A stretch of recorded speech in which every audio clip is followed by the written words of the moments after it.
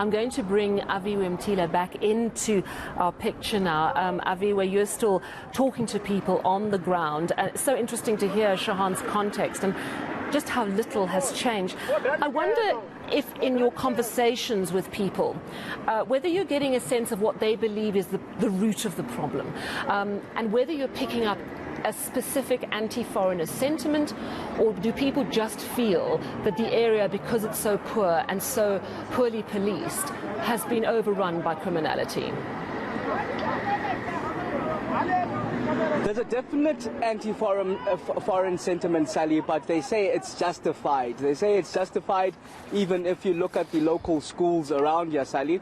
You'll find that there's a school that I'm told has been run by a Zimbabwean, and the community members saying that that principal is accepting only Zimbabwean nationals to the school and trying to move away the local South Africans. There's a foreign sentiment in terms of the murders that we've been recently seeing, and the community members saying that the majority of these murders are at the hands of foreign nationals, as the incidents that have been described over the weekend and the horrific nature of these incidences, how they go in, they want the valuables, they want the money, they also want identity document, something that they say that these foreign nationals use for nefarious reasons. So they're saying that while there is this anti-foreign national sentiment, it is justified, and it is justified by the crime and the murders that have now recently sprung up. They do also mention Operation Dudula and the operations that have been happening around Gauteng, and now that we've seen move on to other provinces, saying that while they are Dudulaing them away from the other areas of Gauteng, those foreign nationals have now found refuge and home in Diepsloot, and in fact they are now causing chaos and havoc in terms of the crime that is now springing up in Diepsloot. They're saying that even measures such as the locals that own the RDP houses here should actually check who is documented and who is not documented. If I am to be critical of their sentiment, it's the sentiment against the undocumented foreign nationals. They're saying that they don't have a problem per se with foreigners. The problem that they do have is with the undocumented foreigners that come and cause chaos here. So they're saying that if a person in Diepsloot owns an RDP house, they should in fact check documents in accepting tenants that are not from South Africa, just to assure that they have the right documentation to remain in South Africa. Those are just some of the sentiments that I'm getting on the ground, Sally, as of course we've heard the gruesome nature of the murders. Yeah. Something's really straight out of a horror movie, basically, where we are told how they move from door to door quite brazenly and unguarded. Hence, the brunt of their anger was actually directed towards the police and the uselessness of the police. Yeah. Have there been any arrests for that weekend killing of 7 people?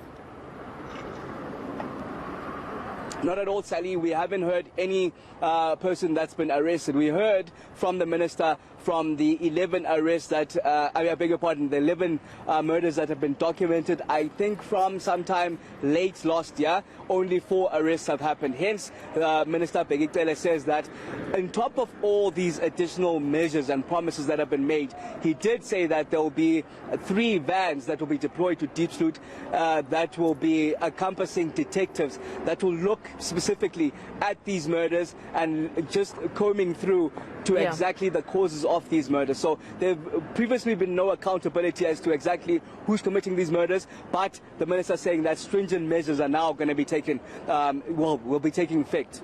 Yeah, and Aviwe, you're right. It's all how long that will last and how much impact, lasting impact, it's going to have.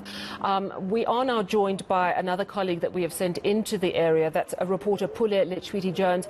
And Pule, while we bring up your picture, you mentioned, Aviwe, the RDP homes. Now, we understand there are about 140,000 people who live in Johannesburg.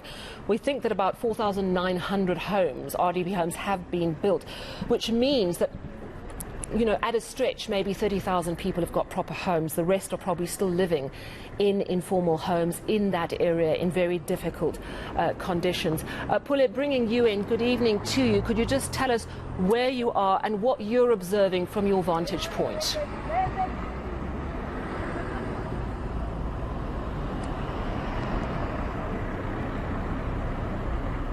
Pule, can you hear me? It's Sally. Well, Sally, sorry about that. The reception is a bit bad here, but we just arrived. And what I do understand here is that I've managed to actually get a bit of insight from what's going on inside. And we were told that there was some sort of mobilization going on, which could erupt any minutes from now. This is a message that we're getting from some of the community leaders inside Diepsloot to say that there was a caucus of some sort happening. But, Sally, this has to actually be looked upon, that there are some of the issues that have contributed to what we've witnessed today, such as, of course, the unemployment rate sitting at about 35.3% and the youth unemployment rate sitting at about 65.5%. These are some of the issues that contribute to these social illnesses that we're witnessing today.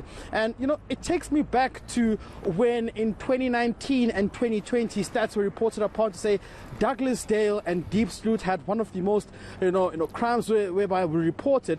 And while that was the case, most, of these cases were unresolved. And it also takes me back to about 2 months ago where there was the police imbizo, where the police commissioner, Elias Mawel in Gauteng, did of course confirm to say there was a bit of a challenge in terms of the conviction rate. And as much as there were detectives, meaning when some of these crimes are reported, most of them go unresolved. And these are some of the issues that have actually boiled up to what we're witnessing today, where residents believe that much has not been resolved and now they're taking the law into their hands. But secondly to that, we're also seeing some of the issues contributing to this, which is the challenge of the undocumented foreign nationals in some of these communities.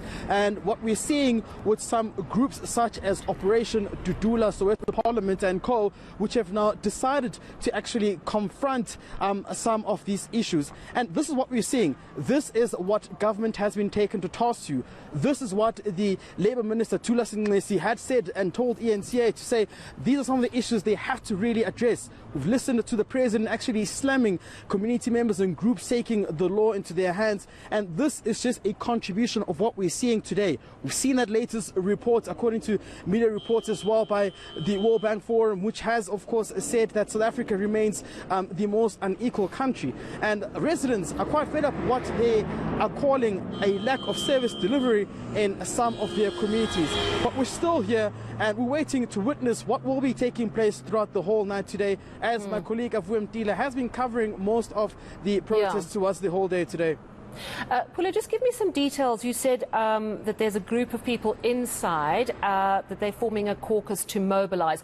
Just tell us exactly where they're meeting, who they are, and who they represent, because we are speaking to community leaders. Aviwe has spoken to quite a few, and a number of them are saying we don't really welcome Nhlanhla Lux here and Operation Dudula. We're sorting this out on our own.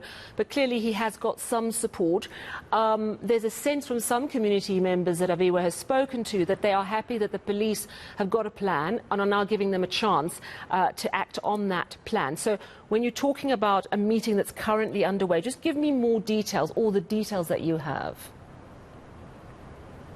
What you understand is that these are some of the groups of members who are actually under Operation Dudula. As we got here, we spoke to some of the, people, residents who had been here. As we actually drove inside, we could see that there were small groups of people actually speaking and, trying to convene before got to the initial spot where we were. We're actually about 5 minutes away from where we are, and there were groups and mobilizations and talks around this not having to come to an end. And these are, of course, the sort of problems and caucuses that we'd witnessed before we got here. But while that's the case, you get to realize that this is a similar event that unfolded in 2019, where there were actually fears of xenophobic attacks that could actually erupt when community members did bring this township to a standstill for about 2 days, and police actually had to come in and intervene. But what is much concerning here is the breakaway from what we've seen from some members of actually Operation Dudula now actually inside and trying to reconvene and see how they can try to address this matter going forward.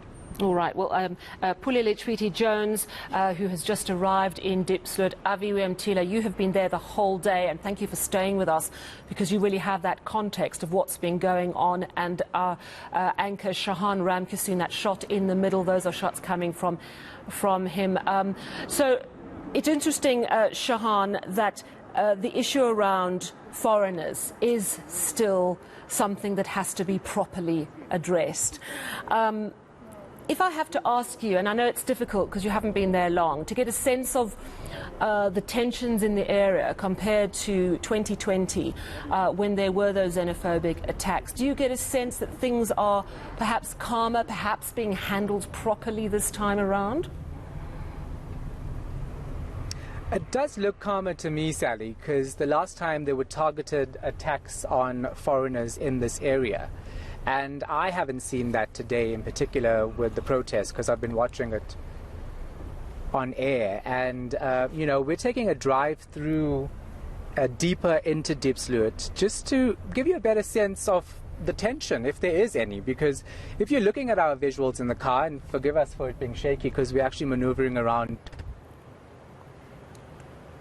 Yeah, I think that might be why we're losing your signal because you are driving. My understanding, I think we've got you back, Shahan, is that you're moving further into Diepsloot, perhaps closer to the police station. Continue. Yeah, we are moving further into Diepsloot. I'm going to ask Nathan, the producer, to actually pull over so we don't lose signal anymore. But yeah, we're further down, closer to what seems to have been a makeshift taxi parking. And it's pretty calm here right now. We saw the tension earlier on. We are seeing people go about their business tonight. I don't see anyone angry or shouting or screaming as we take this drive. And we've pulled over so we don't have a break in signal. But, you know, if you go deeper into this area compared to where we saw the police just a short while ago up on the main road, it's a big contradiction in what we experience. And I think it's because we have concerned community members who are out on the streets earlier, you know, saying that crime is out of hand. But these are people who are coming back from work right now, and they probably missed that a bit earlier. They're probably going to go into their homes, have supper, and talk about what's happening in Diepsloot. In fact, I spoke to one of my friends telling them that I was on the way to Diepsloot, and he said to me, well, my helper actually lives in the area, and she said she couldn't come through today to work because the minister was in the area and the community was protesting, but things have quietened down and she's able to go to him tomorrow. So that gives you a good idea of how this news and this protest was actually conducted and received, because some people were involved and the community is now coming back to their homes and they're going to hear about the situation as they have supper tonight. So right now things are pretty calm, and you know, I guess it's maybe because police are in the area, but right now the patrolling officers that we saw earlier on the main side of Diepsloot are definitely not here deep down. And I'm going to take a drive to the police station and see what's happening there, and I'll be able to bring you those visuals in a moment. Yeah, and Shahan, we're going to let you get to that site because it certainly will be great to hear from any police authorities stationed in that area about what happened a little earlier this afternoon and what the game plan is exactly through the evening. Now, Aviwe Mtila, I'm going to bring you back in at this point. It's interesting what Shahan is saying, that there's not such a sense of anger that he is picking up. And Pule, you were mentioning the high levels of youth unemployment in South Africa. And in many ways, and I'd like you both to comment, but I'll start with you, Aviwe. What's happening in Diepsloot is a microcosm of what is happening in many poor areas with many young people who don't have much of a chance at the moment. So, Aviwe, my question to you is it anger on the streets or is it just hopelessness? It's a bit of both, Sally. There is, of course, that anger of the crime that we're seeing in and around. But, of course, the hopelessness effect is quite brazen. Yeah, these crimes are actually happening in shacks, Sally, where people don't actually have much.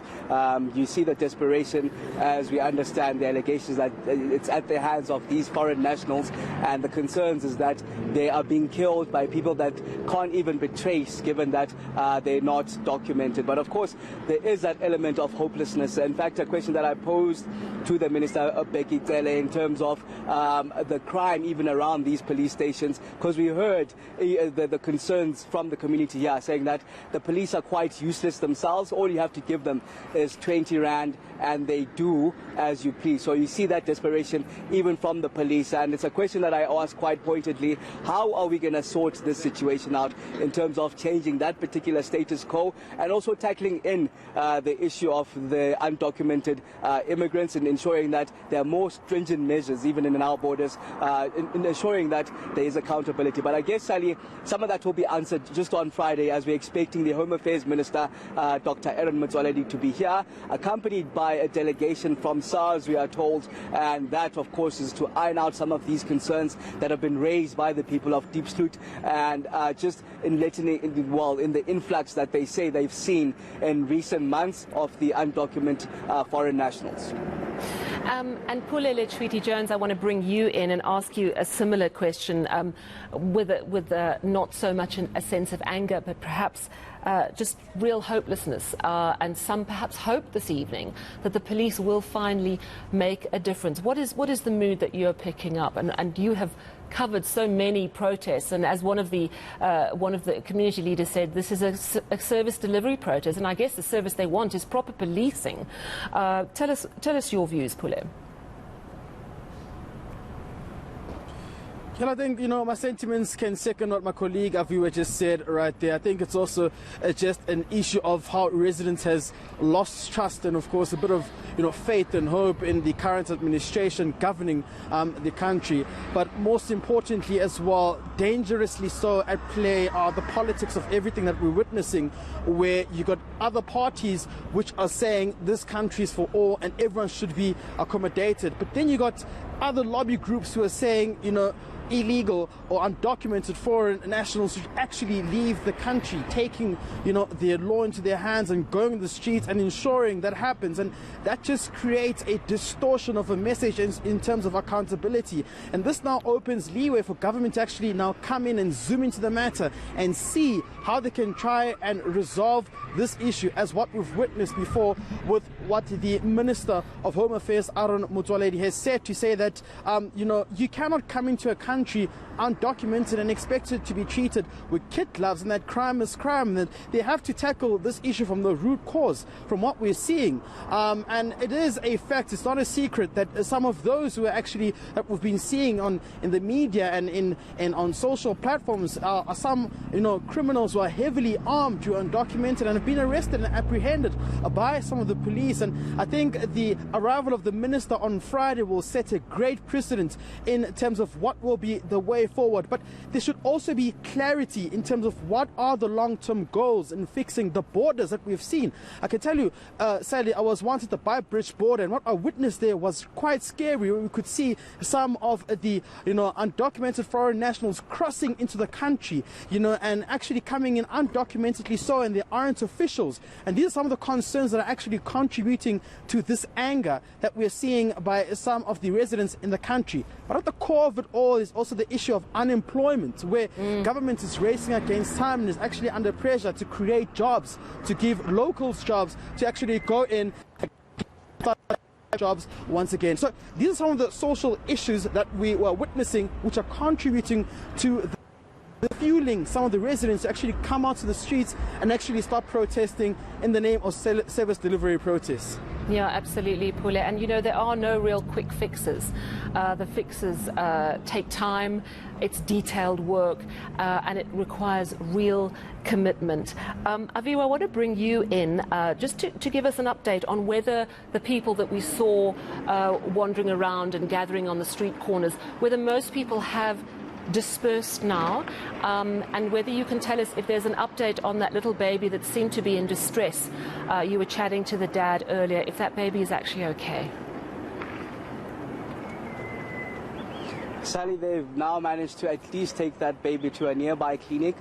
We organized transport for them to at least head to a nearby clinic, hoping that the baby will be fine, because you saw how weak initially the baby was. But behind me is Diepsloot. I'm not sure how far the lighting will allow us to show you just how normal it now has become. It's just what you think the ordinary night in Diepsloot would be about. Not sure if that infamous number, Sally, that you yourself try to Google will actually happen, as you'd see that the majority of the people have headed back. That would talk to the genuinity of their concerns, because the majority of this is really about the lack of effectiveness from the police, more than it is actually, Sally, about these xenophobic undertones. They say, yes, the brunt of the crime that they've faced here and these murders that they've faced just recently. These recent spades, while they may be at the hands of foreign nationals, their biggest concern is just the ineffectiveness of the policing itself. You'd hear that there are only 6 vans in Diepsloot.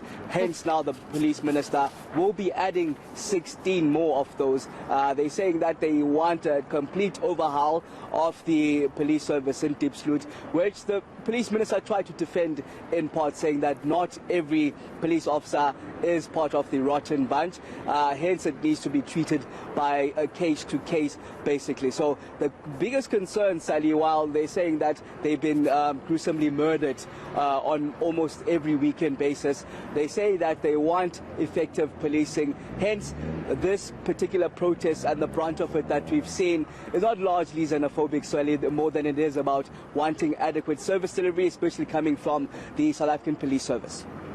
And it's an interesting point, I think, just to recap what's been happening today. So, of course, the context is what brought this to a head, really, is that over the weekend 7 people were killed. Aviwe, and what you were telling us, really, that it seemed that it was an armed gang that was going from house to house, robbing people, and if they didn't cooperate, they were simply shot and killed. 7 people killed, 14 people in hospital. You were mentioning just a little earlier, no arrests as yet. This is an area of 140,000 and more people, with only around 5,000 homes built. The rest informal settlements is our understanding.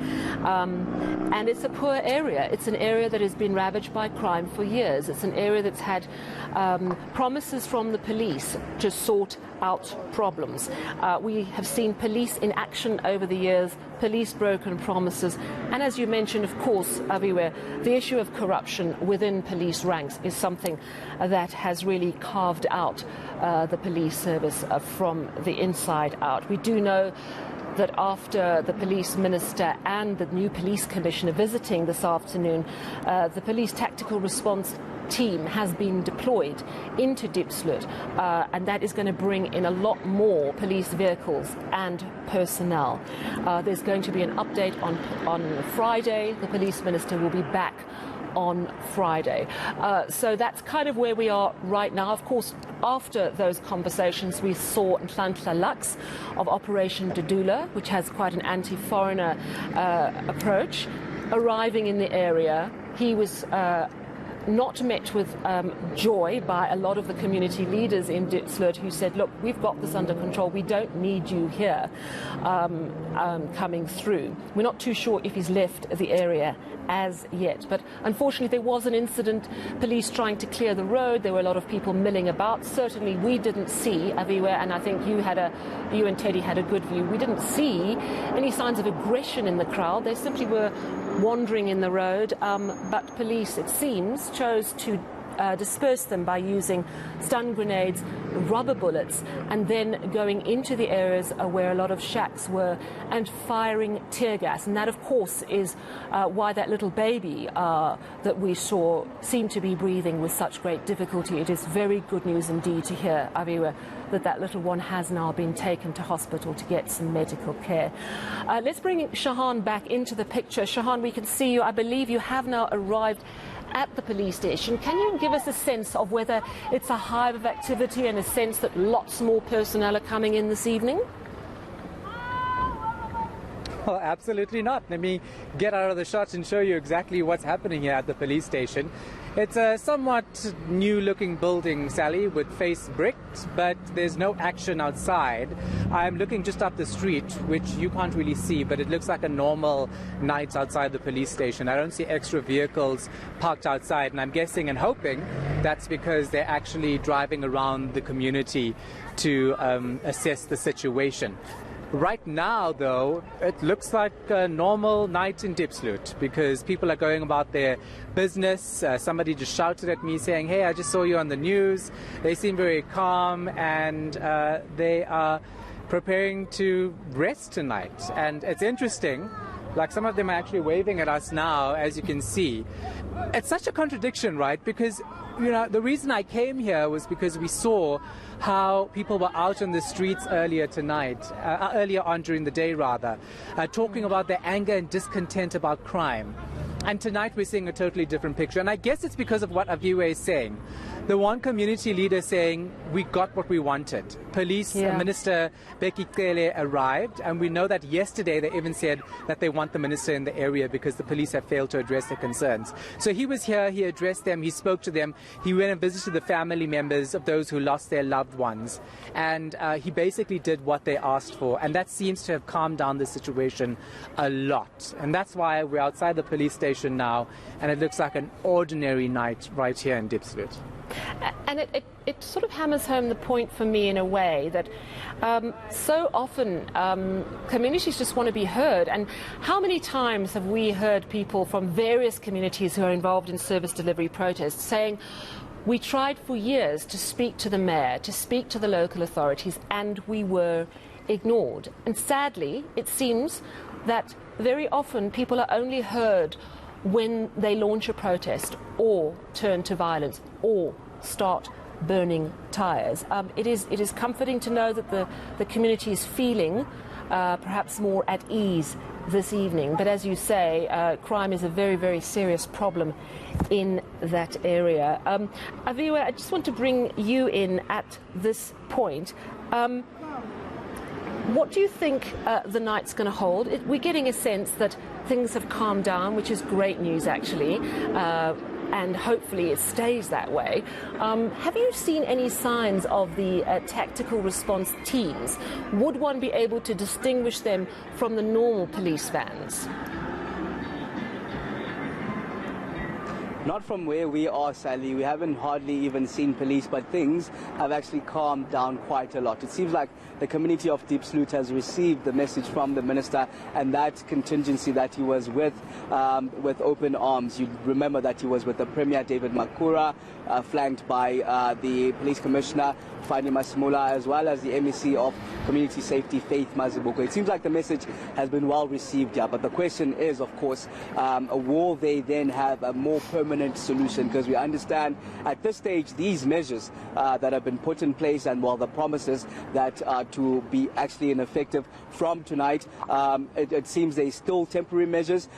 Given that there's still going to be that meeting that will happen on Friday, then that will decide if some of them will be more permanent. Because the people of Diepsloot say that, we've heard it all before, Sally. They say that back in 2020 already, when there were, of course, those tensions on the ground, those riots that we were seeing, Police Minister Bheki Cele came, the TRT was here, but we were told it was here for only a few days, and then it tracked back. Something that he actually conceded himself, that yes, while we did put measures on the ground, maybe the biggest mistake that we did was to ensure that there are more permanent measures. Actually, it's a question that I put quite pointedly towards the minister just earlier on, and he said that, of course, all of that will be deliberated on Friday. We do know at this current stage that from the 6 police vans that they have, there's been an additional 16 that's been promised to the people of Diepsloot, as well as those 30, well, they said more than 30 TRT members, as well as the public order policing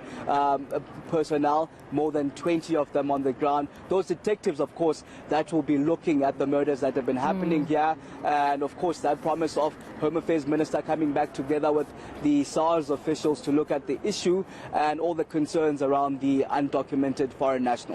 Yeah, and Aviwe, in a moment I'm going to come back to you because I want to find out if you know any more details about these 7 people who were murdered over the weekend, which seems to have sparked this protest and been the tipping point for this community. But Pule Letshwiti-Jones, I want to bring you in here. I understand you have a guest. Definitely, Sally. I hope Aviwe is not going to be mad at me for stealing his guest here, but they just joined me. These are some of the regional members of the ANC representing their respective wards here in Diepsloot. We've got Mr. Abraham Abuke and Mr. Make as well. Let me start with you. Maybe what we can talk about now is that the police minister did visit the area earlier on, but it seems as though there are more issues at hand that you may want to address. You say more action and less empty promises. Indeed, the minister came here today as demanded by the leadership of the area. And we, as ward councillors of this area, we take the lead And the minister arrived in our community this afternoon, and we raise issues that is affecting the community. Top of the issue is crime, and the minister responded. And the response from the minister and also from the National Commissioner, to us as leadership, we appreciate and welcome the intervention from the two leaders together with our Premier. One is to say 60 more police vans will be deployed starting from tonight here in Diepsloot. 30 TRT members will be stationed here in Diepsloot from tonight. More POPs members will be deployed here. And also the day after tomorrow, which is Friday, the minister will be back so that we talk further about some other actions, like there are lots of illegal immigrants here in this community, and the community say, indeed, based on the statistics from the police, the illegal immigrants are the problems, because the majority of them are the ones that are getting arrested for various crimes here around Diepsloot. Some of the cases they are untraceable because the people that are committing those crimes, their fingerprints are not appearing. Simply means they're illegal foreigners. So the minister promised the leadership of this community that indeed, when he comes back on Friday, we will have to strategize and put the strategy in place and make sure how do we remove these illegal immigrants from our community. Not only illegal immigrants, also the SARS will be in place to check who are the people running businesses around this community. Are these businesses legal or not? Are these businesses paying tax or not? If they're not legal, those businesses, and if they're selling fake goods, and if they're not paying tax, indeed those businesses need to be closed with an immediate effect, so that an opportunities be given to our South African citizens that are willing to operate in various types of businesses in a way of developing a township economy. Let me just come in there. The Police Minister Bheki Cele says crime is crime, whether local or foreigners. Do you agree with those statements? Yes, crime is crime. Either it's foreign or it's a South African, crime is crime.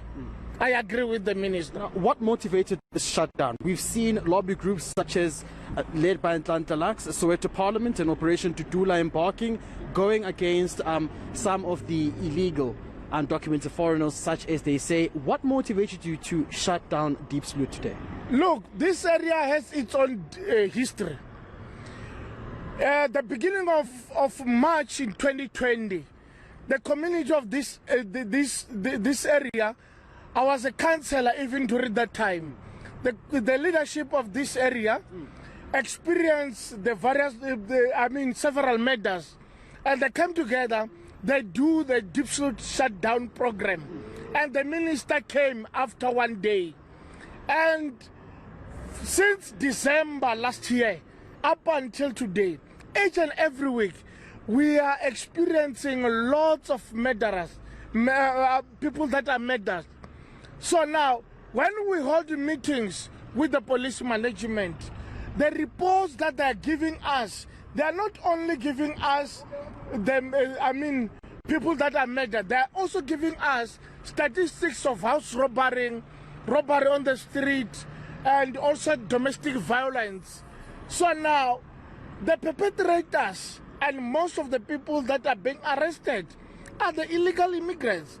Therefore, with that in mind, when we report back to our communities, the community came to a conclusion that here in Diepsloot, in fact, foreigners are more than local citizens, and illegal foreigners, we believe that they are more also here. They are the ones that are causing problems. Right. I think we need to be very careful when describing some of these statistics, and until we have a factual background. I just want to have a question for you, maybe just a last question before I let you go, because I see it really is getting dark here. You're representing the ANC, and as a head of the movement, would you say your party as well, which is the mother body, and the National Executive Committee and the top officials have failed to address these issues of illegal undocumented immigrants in the country as well? You see, South Africa is the country with its own constitution, and the sovereignty of the country must be protected by all means. Right. The issue of allowing people to cross here and allow borders to be open and not closing the borders, it becomes a thorny issue to us. It's like building a house, you furniture it, but when you start to stay on it, you close all you open all the windows. All during the day, you are allowing mosquitoes to come inside the house. During the night, when you close the windows, definitely mosquitoes will bite you all the night. It's a problem. Somewhere, somehow, the constitution needs to be followed. Everybody must come to this country legally. And if that is not addressed, it's going to be a problem in this country. All right. Hopefully windows will be closed tonight so mosquitoes don't come in. Thank you very much for joining us on eNCA this evening. That's Mr. Abraham Mabuke, representing the ANC, of course, saying that he was also a councillor in the area. But those are just some of the sentiments that we are getting from some of the community leaders in the area, just giving us a background of what's going on and the core issue at hand here, which they believe should be addressed, Sally. Yeah, thank you so much for that. Interesting views indeed. Shahan